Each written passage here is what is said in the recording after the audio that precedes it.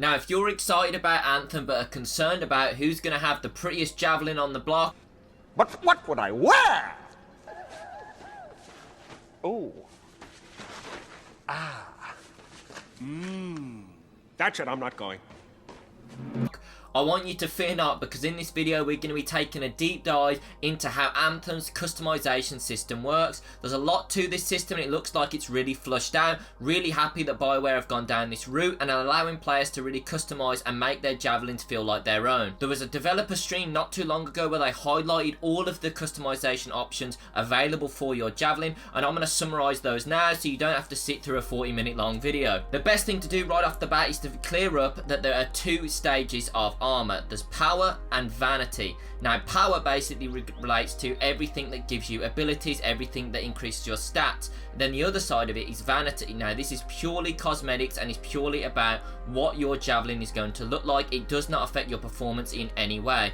You could have a level 1 javelin and have it look the exact same way as level 50 javelin, and it's not going to have any relation to how you perform in game. It's purely cosmetic. Now, this is very good because it means that the RNG loot pool isn't as big for when you unlock a piece of armor that's got really good stats but you hate the way it's looked, but you just dread having to put it on and slog around in it and have people seeing you in that disgusting helmet. Now, the actual javelin customization area in Anthem is called the Forge, and it is split into multiple sections. You first off have the sections where you can change your helmet, chest, legs and arms, and then you have a paint section, a wear state section, and then finally a vinyl section. Now, looking at the helmet, chest, legs and arms first, these sections are referred to as silhouettes, when you actually alter one of these items, it's going to change the way your armor physically appears and the silhouette of it will appear. So, if you were to change the helmet, you will literally change the way your helmet looks and will actually change the type of helmet that you have. So I imagine this is something that you can unlock through game if you get a legendary helmet. It's obviously going to look better than if you have a normal helmet, but obviously personal preference plays a part in that as well. Now, you can customize different armor sets, so say for instance if you want to have a helmet from one armor set but you don't like the chest for that armor set, so you mix and match it with a chest from a different armor set, there's nothing stopping you from doing that. Now we move into the next section, which is the paint section. Now, this is probably the most diverse and in-depth section that all of the Forge has to offer. The reason why it's so in-depth is because it's split into 6 sections.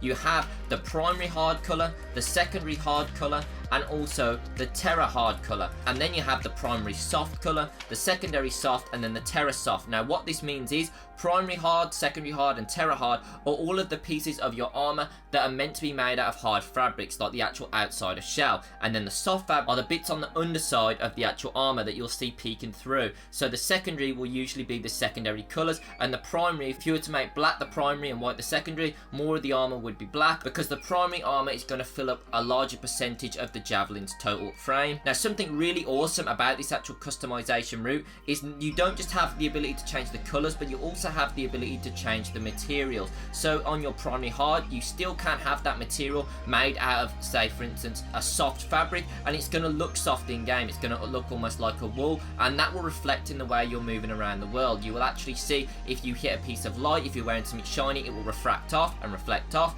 but if you're wearing something soft, it will absorb the light, and you basically will get less reflections and less glare off it. So you can really go into this and change it and make your javelin look the way you want it to look, which is something really cool, and it's really nice because a lot of games don't do this, to give you this much of customization freedom of choice. Now, the next section is something called wear state, where this is basically you can change how you want your armor to look in terms of how worn out it is. So for instance, you can always walk around with the most pristine and shiny armor, or you can have it so it looks rusted, it looks beat up. And then this is something to know about the materials as well. You can actually, if you choose that it's more beat up and most of your armor is made out of a hard metal, you're going to basically see that metal's going to have some chips in it, it's going to have a bit of rust on it, and it's going to look like it's beaten up how metal would actually look beaten up, as opposed to if you have it made out of a woolly material or a soft fabric, it's going to look dirty and it's going to look torn, as opposed to, you know, jagged edges and rusty. So they have thought a lot about it, and it's really nice to see that they have done this. So you can be walking around like a beat up old bad man, or you can be walking around like you've just took the javelin fresh off the shop floor.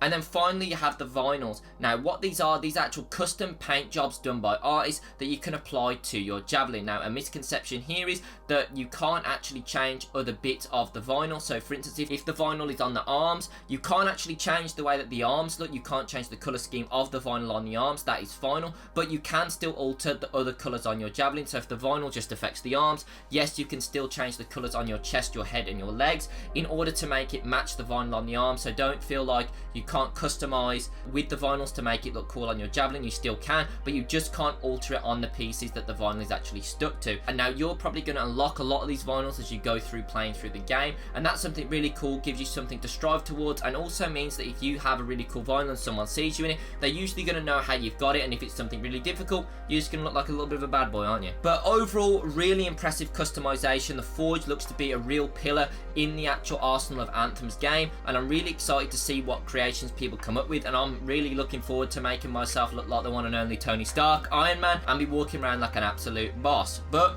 that's been it from me, guys. I really hope that I've cleared some stuff up with you and how the actual customization works in the game of Anthem. I'd like to thank you all very much for watching. If you did like the video, please consider leaving it a like, and if you want to see more Anthem content, please consider hitting that subscribe button. That's all from me, guys. Thank you very much and have a great day.